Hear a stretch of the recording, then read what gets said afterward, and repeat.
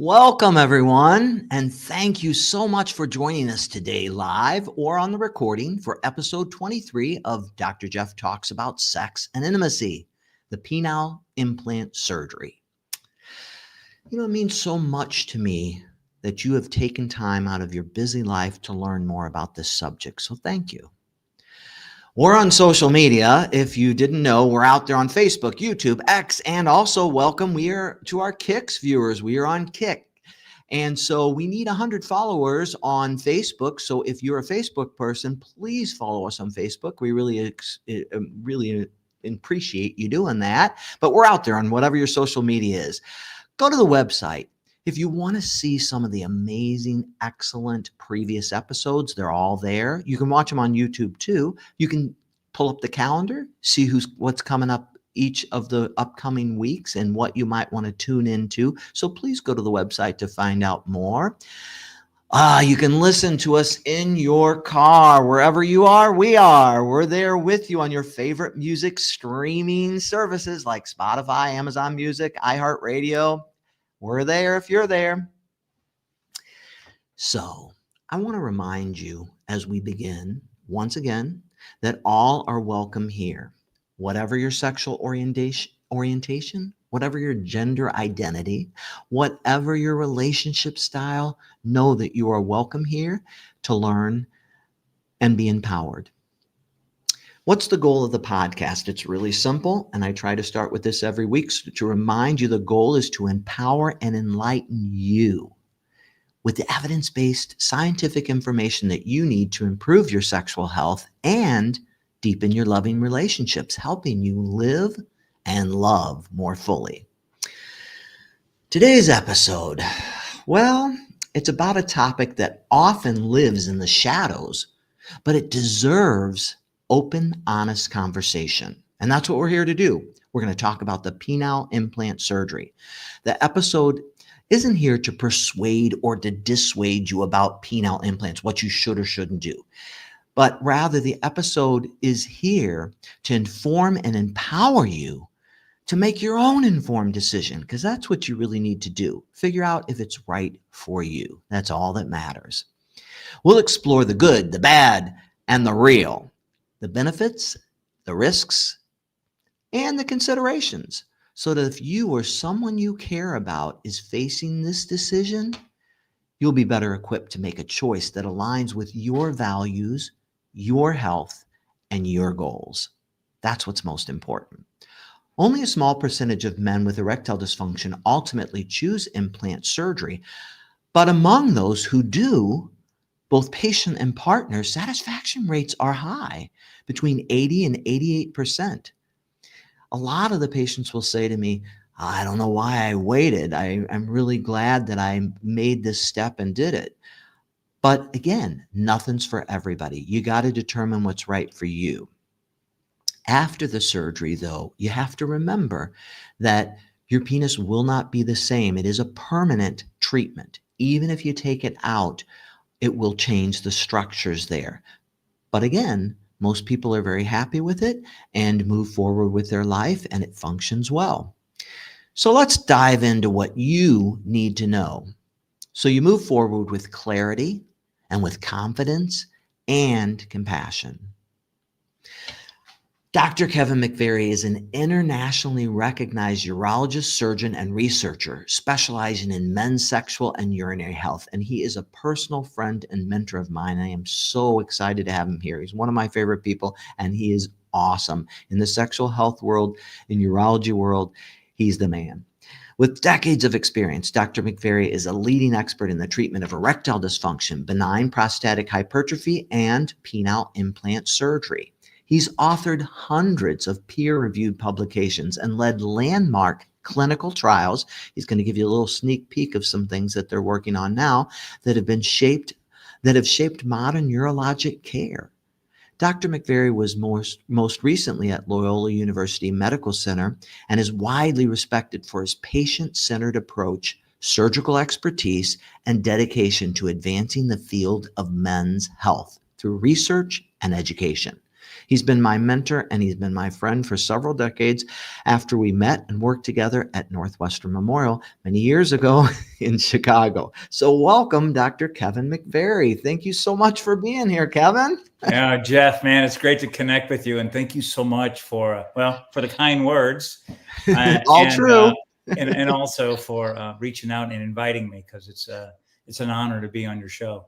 I was so lucky to have you as a mentor and a teacher, because you really, I mean, you've done it all. You were there doing the surgeries, working with the patients, doing the research that's needed to move us towards the future. And so I'm super excited to hear what you have to say. Let's get started with your presentation. Okay, great. So anyway, yeah, Jeff asked if I would talk about the penile implant. And so forgive me if I get too jargony or too technical. The idea is maybe not to settle the issue, but maybe to help you understand what some of the issues are, how it works. And that would be kind of the beginning steps towards considering this really important step. So every talk should also, from a speaker, should have disclosures. These are mine, a bunch of alphabet soup, but what it really means is I'm involved in a lot of efforts, primarily sexual function, erectile dysfunction, and also prostate trouble. So that's really what all this means.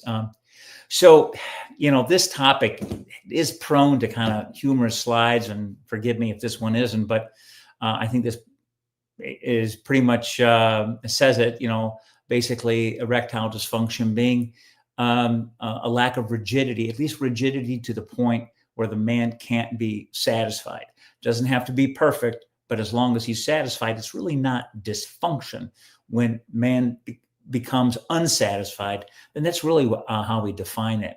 Now, I'm sure Jeff has gone in his previous programs about various causes of sexual dysfunction. There is a little acronym for it. And why do I am raising this on an implant talk? Because it's important. It's important to consider the cause of the erectile dysfunction before you would take a step towards surgery. I mean, there might be something unforeseen that could be reversed, and the entire dysfunction could be reversed, and penile implant surgery didn't really not be considered something you'd want to consider. So lots of causes. They range from systemic inflammatory problems. A lot of it is diabetes related, vascular related, neuropathic related, trauma related. They're kind of listed here, not to be comprehensive, but just the way urologists think, that an idea of the why is erectile dysfunction present, needs to be addressed, particularly if you're going to cross a bridge that you can't cross back on. And that's basically what penile implant surgery is. There's lots of ways to get to erectile dysfunction, is what I'm trying to say. And all these different factors, obesity, kind of the couch potato lifestyle, alcohol abuse, vascular problems, and certainly psychological baggage, psychological problems can initiate the problem and make it worse, to the point where men can become non-responsive to all therapy. So it's, again, important to consider those before deciding on a surgery. So a very common cause of erectile dysfunction is the diagnosis of prostate cancer or the treatment of prostate cancer. And it doesn't matter if it's surgery, radiation, or other hormone treatments, medical treatments. Just the diagnosis puts a man at increased risk of erectile dysfunction. And so, there are legitimate, very common side effects from prostate cancer treatment. And it's so common, I thought it would be worth calling it out. So on Jeff's show, I'm sure you've discussed the medical treatment of erectile dysfunction. And by that, I'm thinking of Viagra and the class of medications called PDE5 inhibitors, phosphodiesterase type 5 inhibitors. Men know the brand names, Viagra, sildenafil, Cialis, tadalafil. So, and certainly that is according to our guidelines. that is a first-line treatment, or at least the discussion of it is absolutely mandatory. And it's hard to imagine a man would come to a penile surgery without first trying that. But it's not a magic wand. The medication is not magic. And there is a large minority of men that do not respond. Someplace around a third of men who have organic erectile dysfunction, a physical cause, not psychological cause, a medical cause for the erectile dysfunction, about a third of those men are not going to respond to pills. Some men feel defeated. They feel alone when they're a non-responsive to pill. But that is actually really common. A third of men coming into the office are not, it's not going to work. And when you look at the large number of men with erectile dysfunction, here it's said 50 million, men that get diagnosed, it's a minority because a lot of men have it and they never see a caregiver, 30 million. And then the men that don't respond would be 10 million American men not responding to a PD5 inhibitor. That's a lot of men. There are other options besides surgery. Those have to be considered. I don't want to go into all of those because this is a penile implant talk, but just know that all those non-invasive techniques have failure rates. So what happens if man decides, hey, it's not working? Am I out of the game? The pills, I didn't respond to the pills. Am I out of the game? Well, it turns out there's lots of men that aren't responding. And someplace to medications, non-invasive techniques, and someplace around 20,000, 25,000 penile implants are done per year. That's a lot, but when you think of 300,000 breast implants done, that gives you a perspective of in the kind of sexual department by gender, that one has a very common surgical approach and then the other, it's very, very reduced. Like there's a huge drop off of men who have ED, fail, and decide not to proceed. So why is that?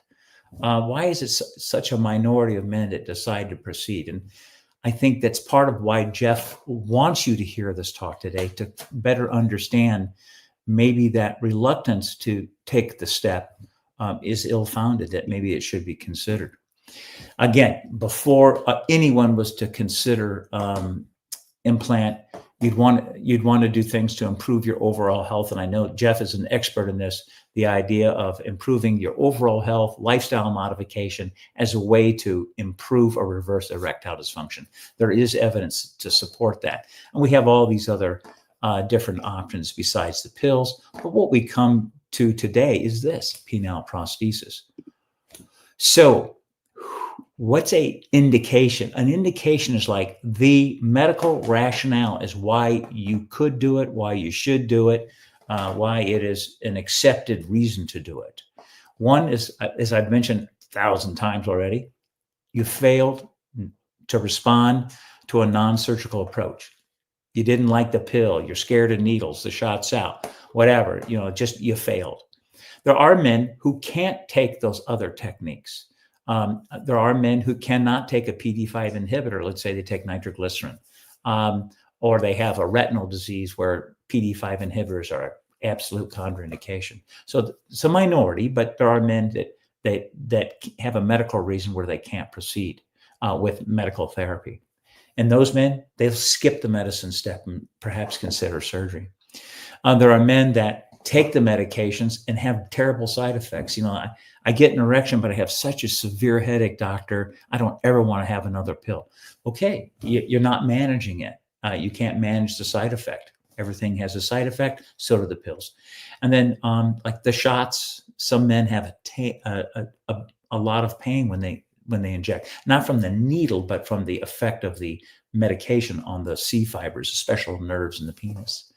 And then there are some other situations, smaller, men who have congenital problems with the penis and erectile dysfunction, and the way to treat the two problems of the penis, the structural problems of the penis and the ED is simultaneously is to do an implant. That's actually pretty common, like Peyronie's disease, the the curved penis that can prevent men from having good sex. Sometimes surgery is a good approach for them. Okay, well, before you take that step, it's important to realize this is not a light switch. You have the implant and everything's groovy.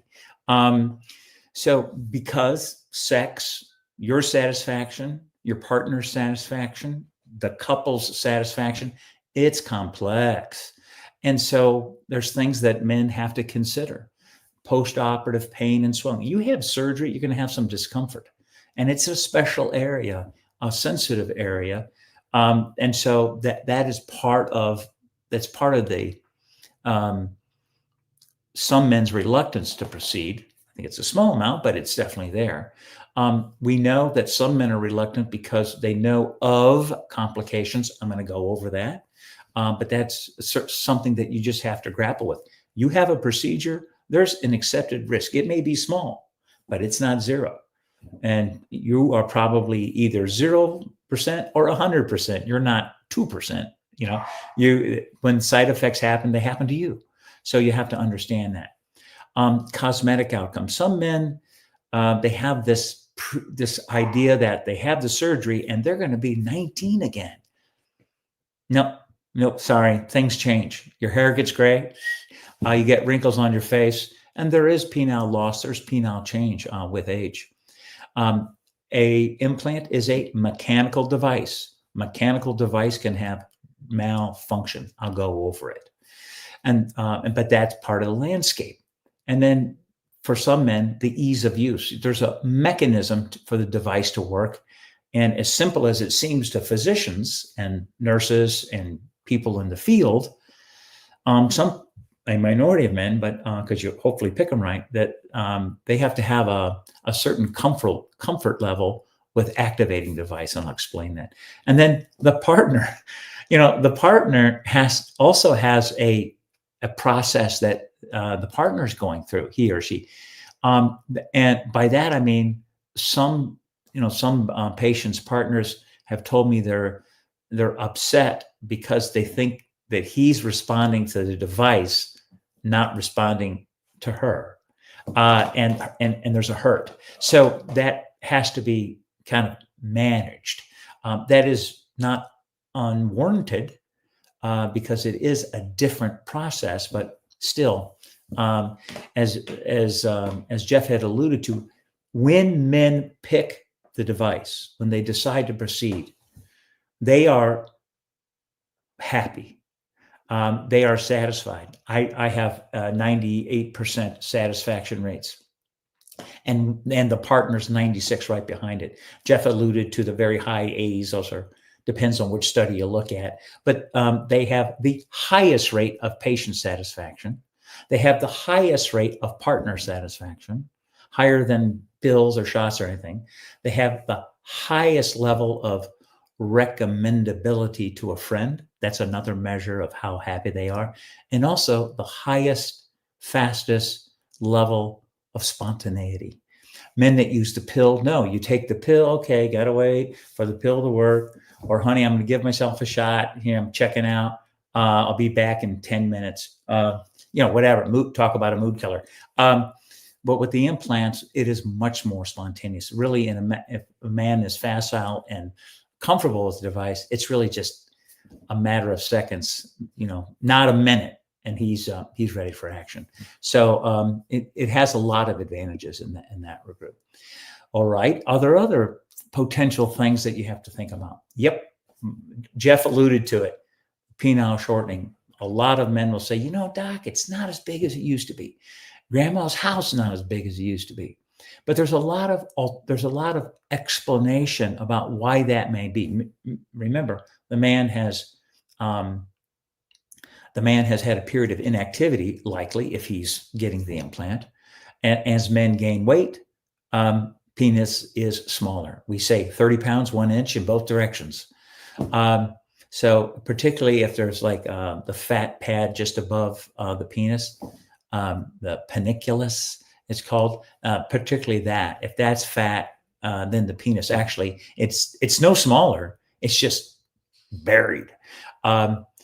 And then certain types of causes of ED, like prostate cancer treatment, we know that those actually shrink the bulk of the penis. They affect the protein content of the penis. They affect the DNA count of the penis, and it shrinks.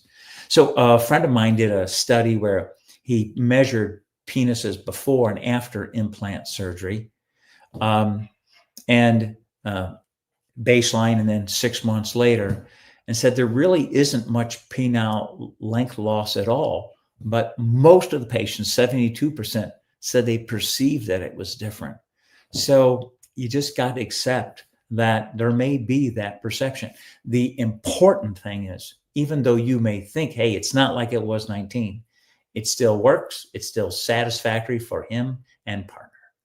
So you got to stay on the cup is half full, put it that way.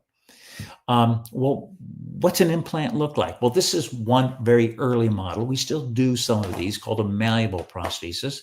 And you can see it's like a bendable rod. I liken it to the, like at a podium, the instrument that holds the microphone is kind of bendable, malleable. It's just like that. Or some of those lamps that have a neck where you can bend the stem and point the light in a different direction. It's like that. It's certainly easy surgery for a surgeon. It's the least expensive, so sometimes medical coverage, if it's an issue, that covers it. It is firm. It may be bendable, it may be directable, but it is always firm. And when you compare satisfaction rates, they're not as high as the satisfaction with a newer type of device, which I'll explain, called a three-piece. But they certainly have the role, particularly men that maybe have some hand problems, manual dexterity problems. These are pretty easy to use. There are special circumstances I won't go into where we prefer to use these, and most men won't choose this. Most men will choose this other class, what's called inflatable. I'll get into that in just a second. But these are viable options for some guys, called a malleable prosthesis. It's about less than 5% of all the implants done are this, and that kind of tells you something. Well, the kind of mainstay of surgical treatment is called a three-piece penile prosthesis. There's two examples. The top one is this, we talk a lot in acronyms. This is the AMS, American Medical Systems device, and the one below it is Coloplast. They are essentially the same. There are some subtle differences. It's called a three-piece device, but count them. 1, 2, 3, 4. Wait, there's 4. It's a 4-piece device. Now, we call the cylinders are one component. Those are inflatable rods that goes in the penis. I'll show you that in a second. There's a controlling pump that sits in the scrotum, concealed under the skin. You don't look weird in the shower at the YMCA. And then the reservoir, which kind of holds the fluid in the flaccid state. And I'll explain this in a second, but when the man wants to have relations, he goes to the pump, presses it, and it's a hydraulics device. It transfers fluid from the reservoir through the pump into the cylinders. The cylinders go from flaccid to rigid and stay rigid until the device is deactivated, again, back at the pump, and she goes back. So again, this is the most common one done in the world, really. And certainly in the United States, this figure says 96%, and that's probably right on target. Okay, you'll notice a color there, that orangey color, and this is clear. This is an antibiotic coating embedded into the substance of the implant. It prevents infection. I'll show you some information that says, wow, good invention. And then this device, you can't see it, has a certain coating on it where the urologist dips it in an antibiotic solution just before putting it in. And that also relates to lower infection rates. But again, we'll get into that. So the two categories is the AMS and the Coloplast. There's a lot of alphabet soup here, but there's a lot of different, there's several different models of these devices depending on the man's problem. Some are able to expand in several directions. Some have limited expansion, and the surgeon has to decide what's most appropriate for you. And again, this is not really a beginner topic, but a urologist who's comfortable with penile implantation will understand, based on your history, if one of these modifications is necessary, and that can be discussed prior. So here's the picture I wanted to show you. So on this side of the screen is flaccid, soft. This side is hard. Notice the penis is pointing towards the ground, and now it's pointing forwards. So what happens, again, the man, when he decides, hey, it's time, he goes to the pump. He presses a component of the pump that he can feel, and it's a chamber that transfers fluid from the reservoir through all the tubing into the cylinders. The cylinders fill higher and harder with every pump. So you go from flaccid to rigid, and it stays rigid until the pump is deactivated. So that could be 2 minutes, or that could be an hour. We don't like it if it stays up for hours and hours. There's an issue called erosion. I'll get into that later. But so the man doesn't, if longevity of the erection was an issue, this is curative, because you're hard until you say not. Again, this takes just a few seconds really to get this. Once you learn, this takes a few seconds to get it activated. So to conclude, treatment of erectile dysfunction, important issue, because pills, which are the most common and most appropriate first treatment, they're going to fail. They're going to fail in a third of the time. Other options may or may not be acceptable to the couple. And rather than to give up the game, there is a technique, penile prosthesis, which can keep the couple being active together. It's satisfying if patients are chosen correctly by the surgeon, and the surgeon presents the reality of the procedure accurately to both the partner and the patient. That's really the implant part. Now, that device that I just showed you is essentially unchanged since I was a resident. I mean, there's bells and whistles, the antibiotic, reliability, all those things have improved. The antibiotic coating's new. So there are definitely changes, but substantially unchanged since the late 1970s, 1980s for sure.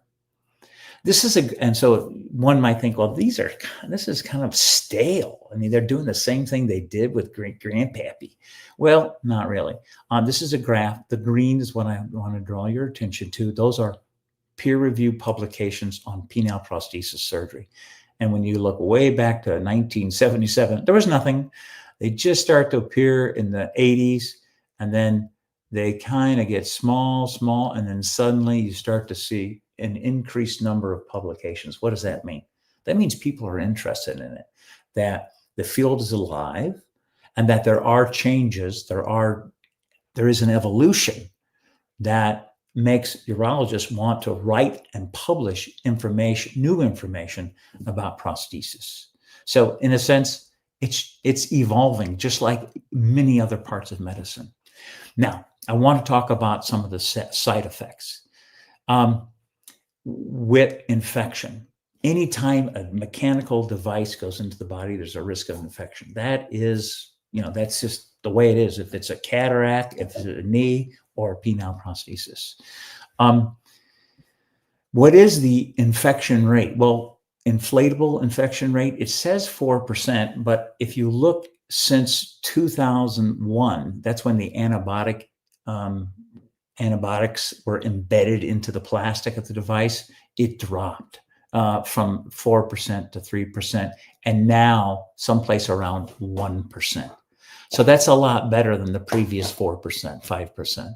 So what does that mean, percent? It means if 100 men have the surgery, 1 man is going to have an infection. So not zero, low, but not zero. Malleables may have a slight increase in that infection risk. I mentioned this earlier, the idea of erosion. The device has to be chosen, measured on the inside of the penis. There's measurements that are made, and then the device is selected. They come in different sizes. The device is selected based on that measurement. And so you can't say, hey, doc, order me up an extra large, because you might not be an extra large size. He can't do that. If he does that, you get an erosion.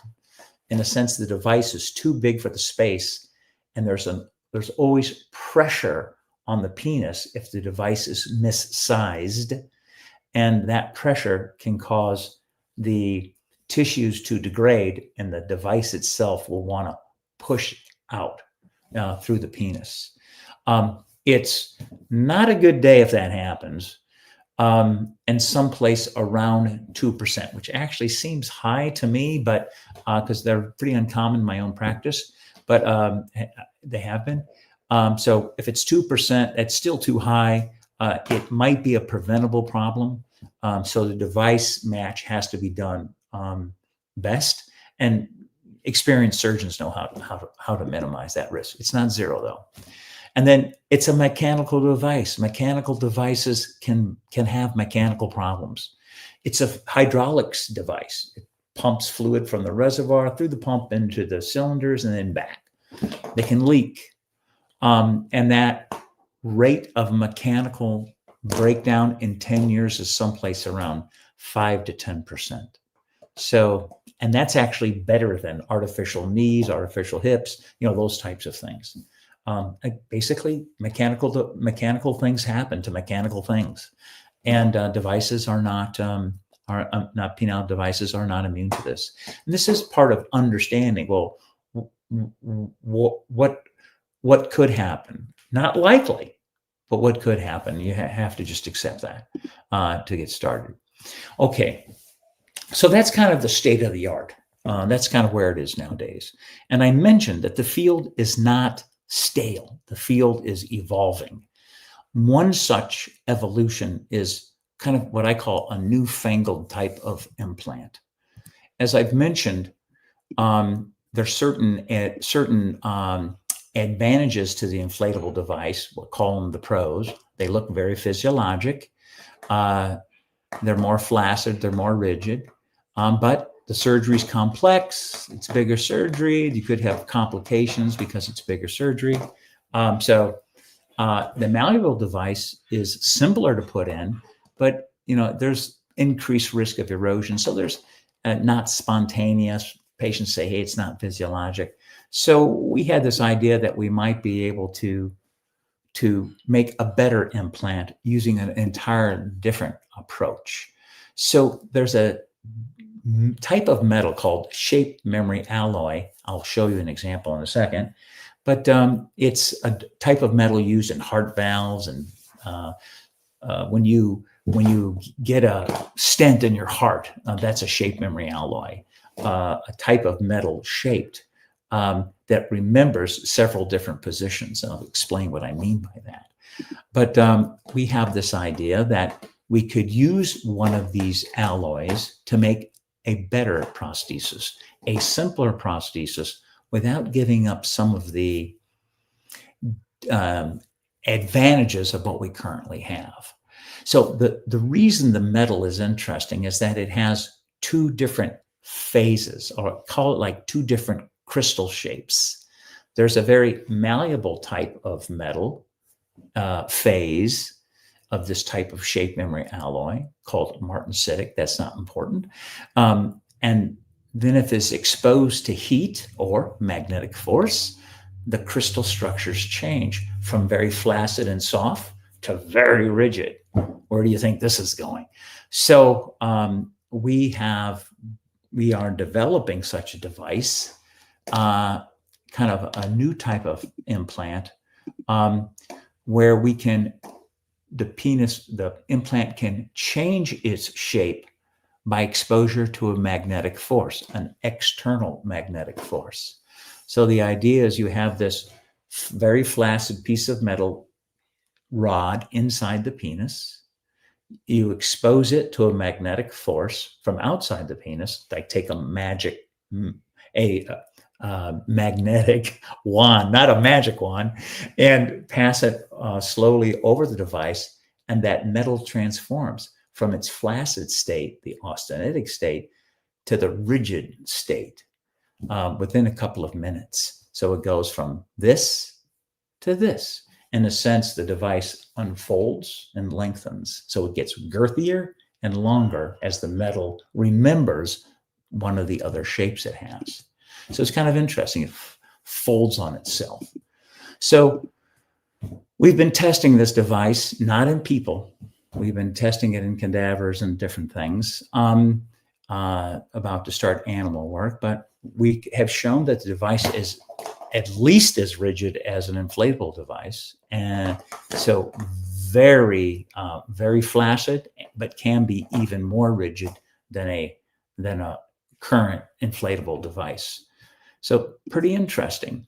This is a video which we can't play, but essentially in the video I show a device. It's very floppy because it's in ice. We expose it to heat, and the device springs open kind of magically in a matter of probably 30 seconds is the time. So it's pretty cool. Pretty cool idea. It's been fun process.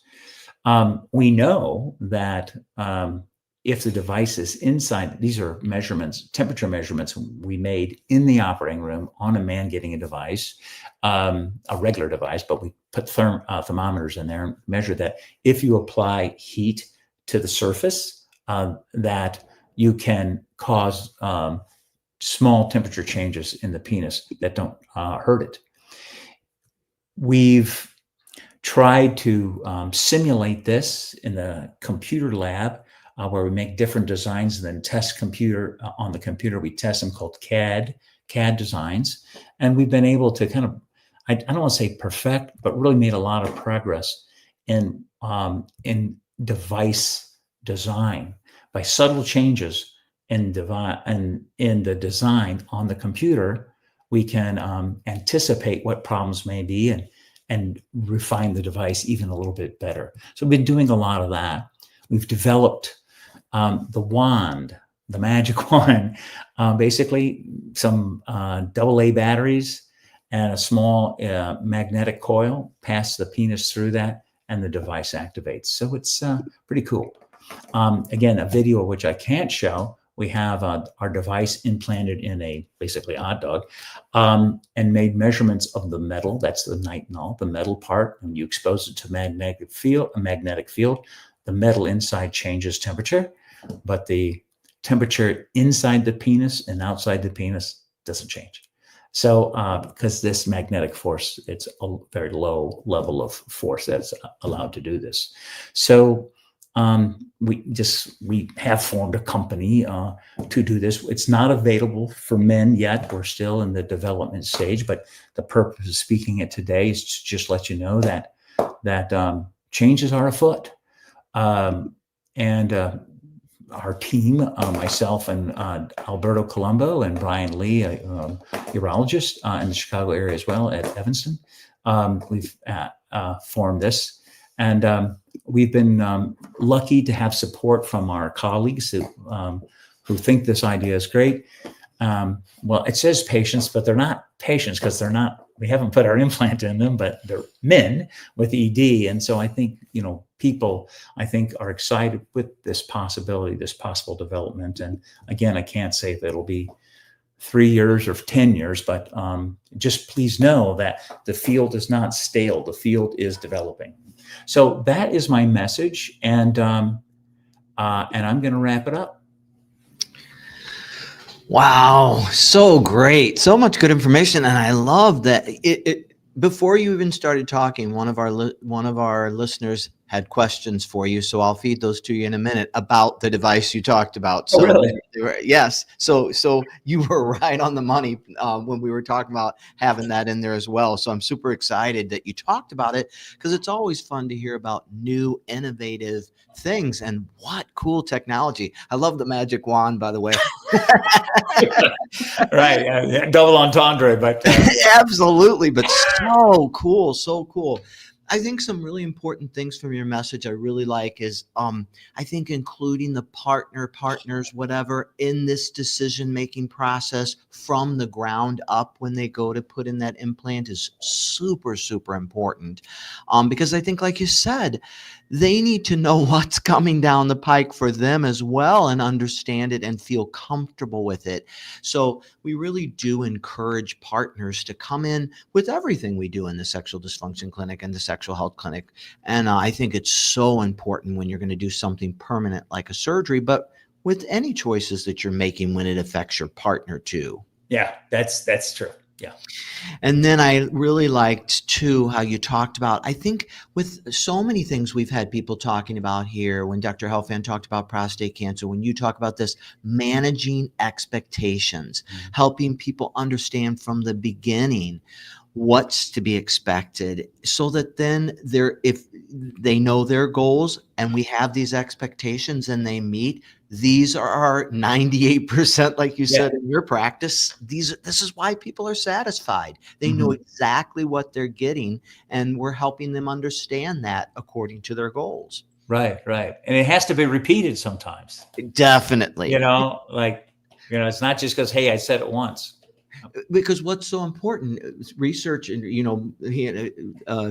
can see Dr. McVary is very heavily into research, and my PhD is in sexual health research as well. So I think it's so important to look at the research, and we remember about 10% of what we're told. Yeah. And when we're told this kind of information, there's a lot of stigma attached. Right. Yeah, it just goes out the way. It's like, what did you even hear? So I think it's so important to repeat. And that's again why the partner, having two people there, my wife and I say together, well, maybe we'll remember, Right.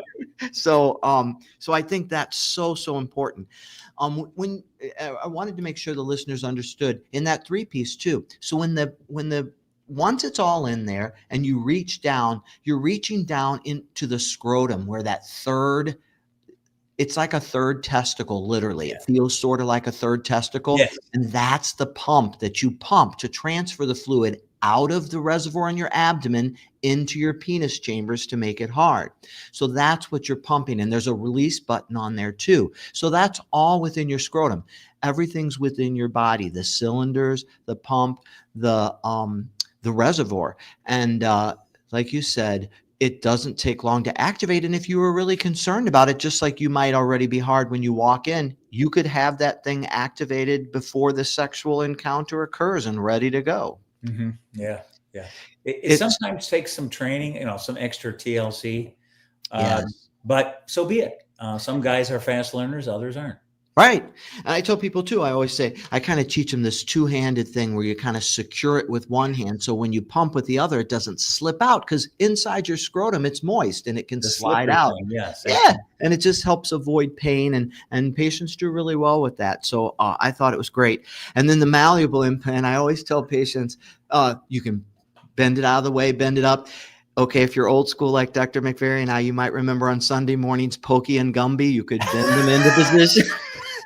And I was thinking, I tell them it's like Pokey and Gumby. You bend it into whatever position you want. You bend it up when you want to have sex. You bend it out of the way when you don't. But not many people choose it. But we do have a few patients who, for whatever reasons, will choose that. The inflatable by far is the most popular.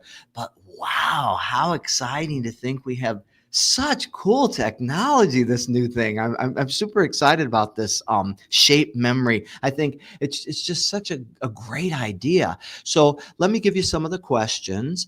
Sure. And so let's do the shape memory ones first, Vic. Great. He said, do you think there's a chance that this will reach market? Well, I'm sure Dr. McVary's hoping that it reaches market. There's a chance. So yes, there's a good chance, but I think the key word is how many years. Yes, and it's not a million years, but there are key steps in the approval process, the FDA approval process to get it there, and we're not there. We're not where we can offer it to patients. I hope that's clear. My message is not sign up. The message is, hey, the field is not stale. The field is evolving, and people are interested in it.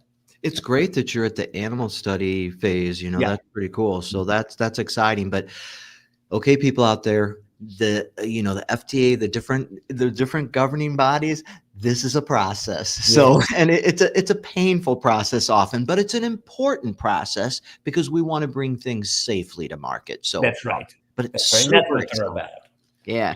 As impatient as we get, It's about safety of the patients. Absolutely. Even sometimes patients will get frustrated, but I can do this. I can't see my penis because my belly's bigger, but I can do it. And we try it with the mirror, and I say, here's the thing. I want this for you as much as you want that I was referring to the injections when you have a bigger abdomen and stuff.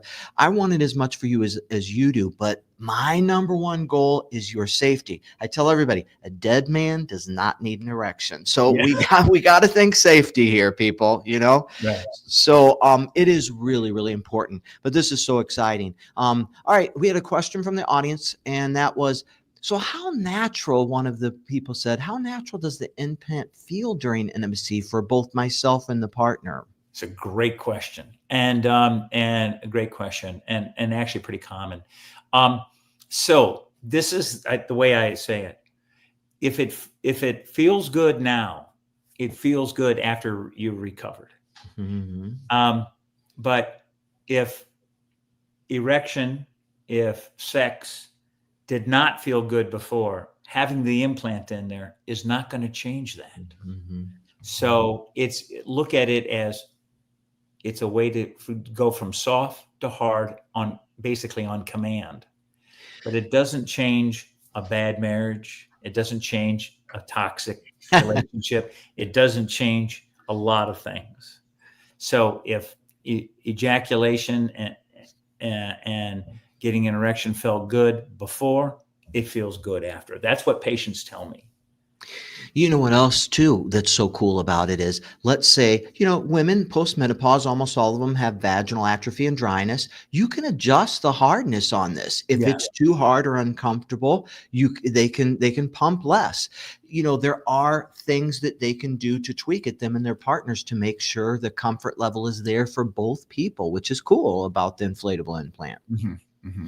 So I think that's really good. I had another question, a good one too. And this one was, if I get the implant, you sort of answered this, but if I get the implant, what happens if it fails or needs to be replaced later in life? What usually occurs?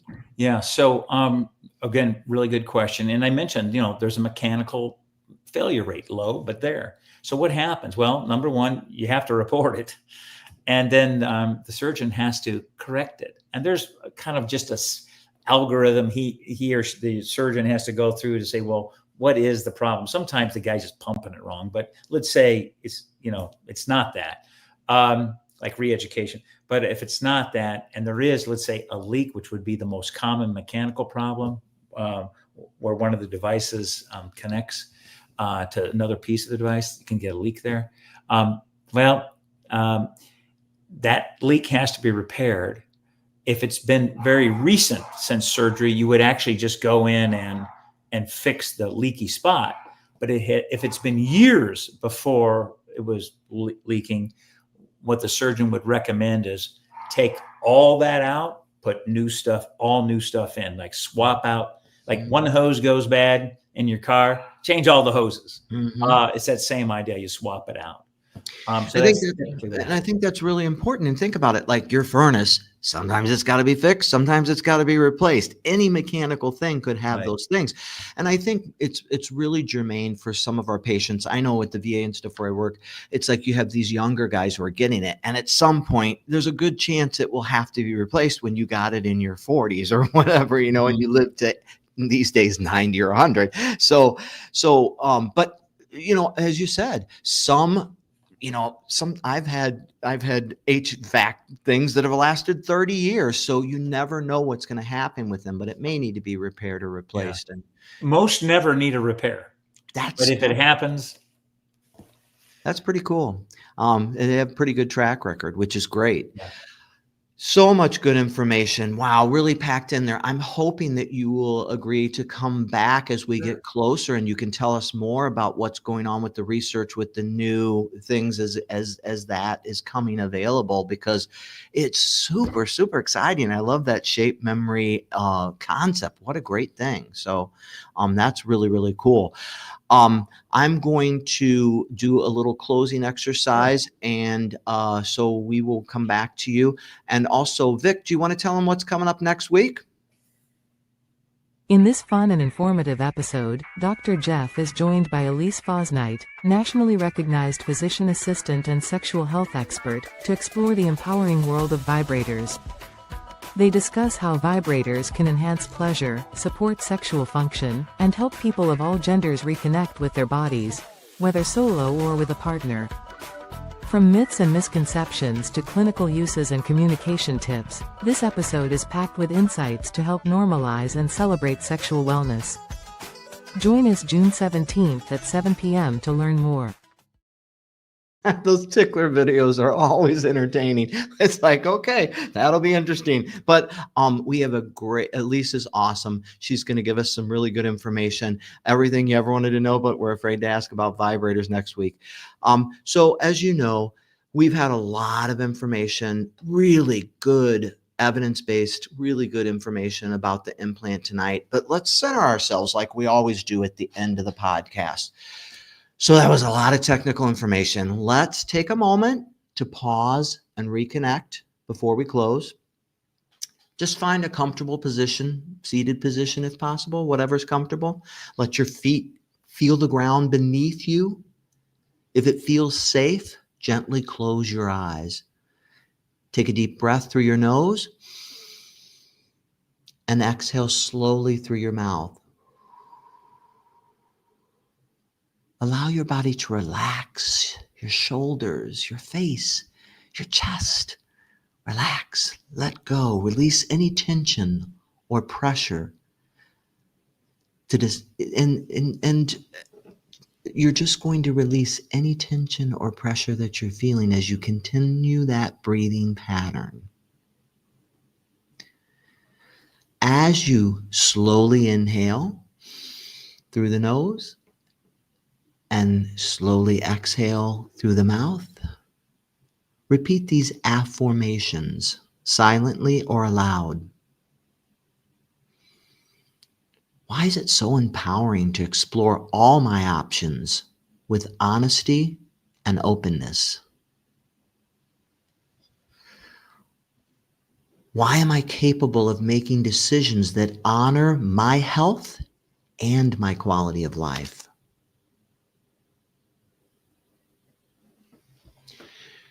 Everything you need is inside. Gather the information you need and believe in yourself. Take one more deep breath in and exhale with a sense of calm and clarity. When you're ready, open your eyes, grounded. You're informed and centered in your own authority. It's been a great episode, and I thank my guest, Dr. Kevin McVary. Thank you so much for being here. It's been such a pleasure to see you again. Always, always a delight. And man, you packed us full of so much good information about this. Really helped us understand the risks and benefits and things to think about as men are navigating this landscape. Anything else you wanted to say before we close? No, I would say don't give up. If it's important to you, ask. If you don't like the answer, ask somebody else. That's good advice. Good advice. I thank you so much for being here. And I thank each of you for joining us and wanting to learn more about this topic. Thank you and have a good one.